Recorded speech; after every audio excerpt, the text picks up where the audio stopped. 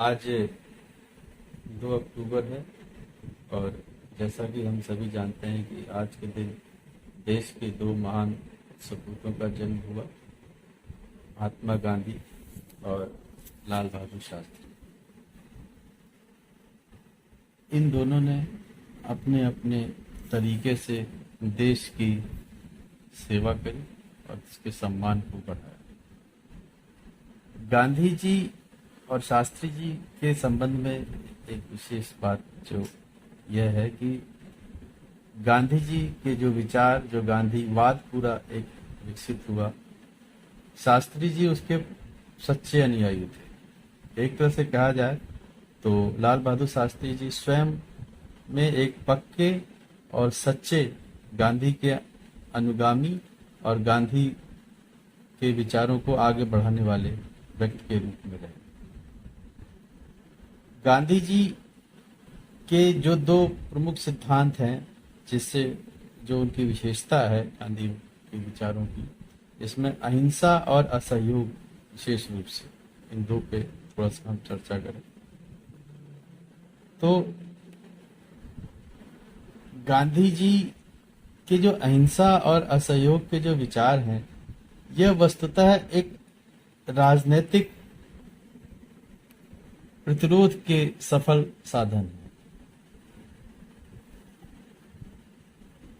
भ्रम तब होता है जब हम इन विचारों को दूसरे आयामों में इनके अर्थ निकालने शुरू कर देते हैं। विशेषकर अहिंसा की अगर हम बात करें तो अहिंसा एक आध्यात्मिक अर्थों में है, आंतरिक और व्यक्तिगत उन्नति के संदर्भ में अहिंसा का एक पूरा महत्व है, उसकी पूरी अवधारणा है। और दूसरा एक संघर्ष या जो गांधी की जो दृष्टि है। एक भ्रम और उत्पन्न होता है कि गांधी को जब महात्मा के रूप में संबोधित किया जाने लगा और महात्मा गांधी के रूप में मैं उनको समाज में सम्मान और सारा उनका जो विकास है आम जन के अंदर, उनकी भावना एक महात्मा गांधी। तो महात्मा शब्द से कुछ लोगों के समझने में भ्रम हुआ कुछ जगह, और महात्मा गांधी से फिर कहीं न कहीं महात्मा बुद्ध से एक तुलना, एक निरर्थक तुलना, जिसमें दोनों के साथ ही अन्याय की पूरी संभावना बनती।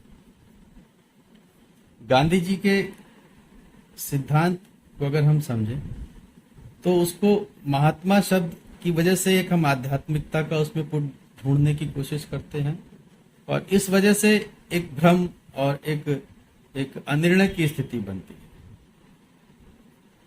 कोई भी सिद्धांत समय सापेक्ष होता है और वह निर्णय जो लिए जाते हैं उस एक निश्चित समय परिस्थितियों में, वह भी अपनी उन तत्कालीन परिस्थितियों से प्रभावित होते हैं। अतः गांधी जी के जो विचार रहे हैं, जो उन्होंने प्रयोग किए हैं अहिंसा के, सत्य के और असहयोग के, वह उन तत्कालीन परिस्थितियों में अपने हिसाब से एकदम नवीन प्रयोग था।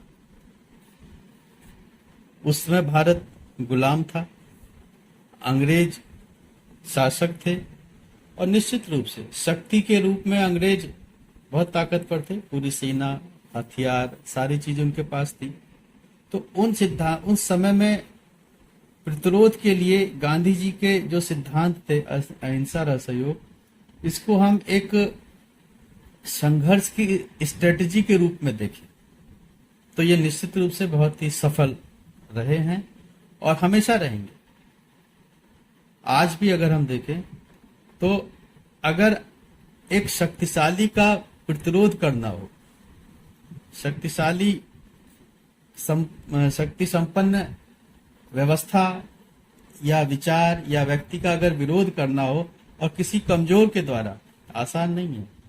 तो इसके 2 आयाम बनते हैं विरोध के। एक तो हिंसात्मक उपाय है, जिसमें विशेष रूप से आज हम देखें तो आतंकवाद का जो प्रचार प्रसार है, वह अपनी बात को सही मानते हैं और अपने से जो शक्तिशाली जो जो व्यवस्था है उसके विरोध के लिए हिंसा का सहारा लेते हैं, और दूसरी तरफ एक अहिंसात्मक उपाय है जो गांधी जी ने हमें दिखाया। तो यहाँ पे समझने वाली बात जो मेरे देखे है वो ये है कि शक्तिशाली से विरोध में अहिंसा ज्यादा प्रभावी है, असहयोग ज्यादा प्रभावी है बनस्पत की हिंसा के और आतंक के, क्योंकि हथियारों में, आतंक में और ताकत में एक स्थापित व्यवस्था का प्रतिरोध आसान नहीं होगा। अगर गांधी जी उन तत्कालीन परिस्थितियों में जो कुछ लोगों ने इस प्रकार के प्रयोग किए भी अगर किया जाता तो निश्चित रूप से गांधी जी की दृष्टि यही थी कि हम हिंसा के द्वारा एक तो सभी लोगों को जोड़ नहीं पाएंगे और दूसरी चीज हम ज्यादा देर तक संघर्ष को नहीं चला पाएंगे।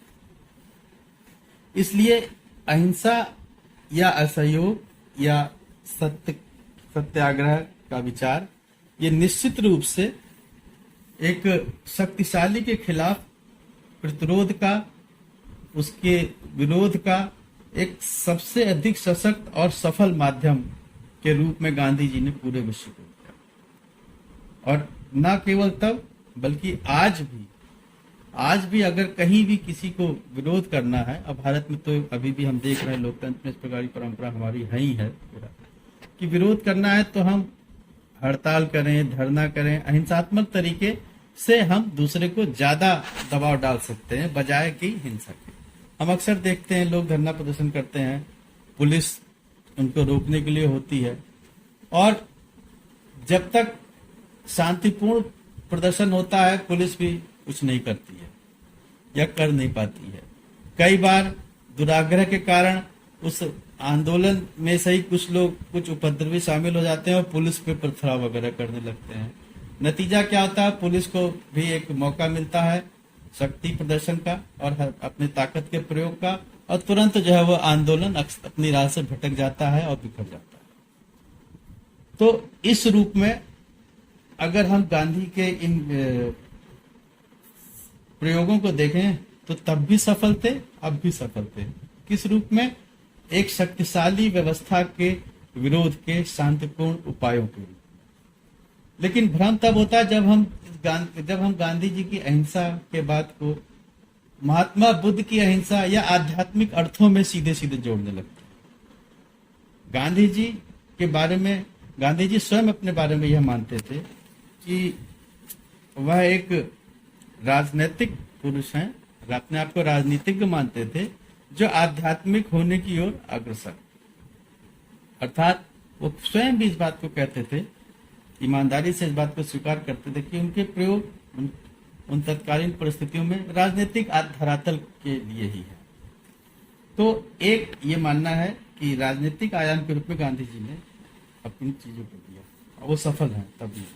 लेकिन जब देश आजाद हो गया, निश्चित रूप से गांधी जी का जो कालखंड है पूरा, या गांधी जी का पूरा आजादी के तक है, 1920 के बाद से गांधी युग हम सब जानते हैं, स्वतंत्रता आंदोलन में चला हमारे। लेकिन गांधी के बाद जब देश आजाद हो गया, अब परिस्थितियां बदल गई। अब आप गुलाम नहीं हैं, अब सत्ता आपके हाथ में है, अब शक्ति आपके हाथ में है, अब आप स्वयं हैं, संप्रभु हैं। तो अब इन परिस्थितियों में, तब उन परिस्थितियों का, जब आप गुलाम थे, एक गुलाम होने की समय की परिस्थितियां और एक स्वतंत्र होने की परिस्थितियों में जमीन आसमान का अंतर होता है। जिम्मेदारियों में, उत्तरदायित्व में, सुरक्षा में, संबंधों में पूरे आयाम बदले हुए होते हैं। तब नई परिस्थितियों में वो सिद्धांत उस रूप से नहीं आजमाए जा सकते हैं, ना सफल हो सकते हैं, ना उनकी ऐसी आवश्यकता है जो एक गुलामी के समय में या दासता के समय में जिनका प्रयोग हुआ। इसीलिए गांधी जी के बाद जब देश आजाद हुआ तो फिर अहिंसा के आधार पर किसी देश को सुरक्षित नहीं रखा जा सकता, संभव ही नहीं है। देश की एक व्यवस्था है, देश का एक स्वरूप है, अंतर्राष्ट्रीय राजनीति के अपने आयाम हैं, जिसमें देश को सुरक्षित रखने के लिए सामान्य रूप से आपको सेना भी रखनी होगी और हिंसा का भी उसमें पुट रहेगा। युद्ध लड़ना है या देश के आंतरिक रूप से कोई विद्रोह है, दबाना है, तो हिंसा का प्रयोग करना पड़ेगा। राज्य के लिए सबसे बड़ी बात एक यही है कि राज्य हिंसा से प्रेम ना करे। यह बात अगर हम देखें तो ताओ की व्याख्या में ओशो ने भी कही है कि राज्य अहिंसक नहीं हो सकता है। राज्य अधिकतम उसकी यही खूबी हो सकती है कि वो हिंसा से प्रेम ना करे, लेकिन जहां जरूरत हो कि वहां पे उसको हिंसा का प्रयोग करना पड़ेगा, युक्त तरीके से उसको प्रयोग करना पड़ेगा और करना चाहिए। तो अहिंसा व्यक्तिगत रूप से तो अहिंसा का प्रयोग कोई भी कर सकता है, कभी भी करे, उसमें कोई समस्या नहीं है, अपनी अंतर विकास के लिए, अपनी आध्यात्मिक यात्रा के लिए। लेकिन राष्ट्र के समूह के रूप में, समूह के नेतृत्व के रूप में उसका हम प्रयोग नहीं कर सकते। इसलिए अगर हम देखें कि परिस्थितियों के परिवर्तन का सिद्धांतों पे क्या प्रभाव पड़ता है, तो यहाँ पे अब हम शास्त्री जी को देखेंगे, का उदाहरण लेंगे। शास्त्री जी देश के प्रधानमंत्री बने और दो चीजें खास करके उनके सामने आई थी। एक तो ये था कि परमाणु कार्यक्रम, तो उन्होंने खुली छूट दी, आप परमाणु कार्यक्रम को निश्चित रूप से बढ़ाइए। और दूसरा था कि पाकिस्तान का आक्रमण, तो उन्होंने सेना को खुली छूट दी कि आप अपनी योजना के हिसाब से आप स्वतंत्र निर्णय लीजिए जो राष्ट्र हित में हो।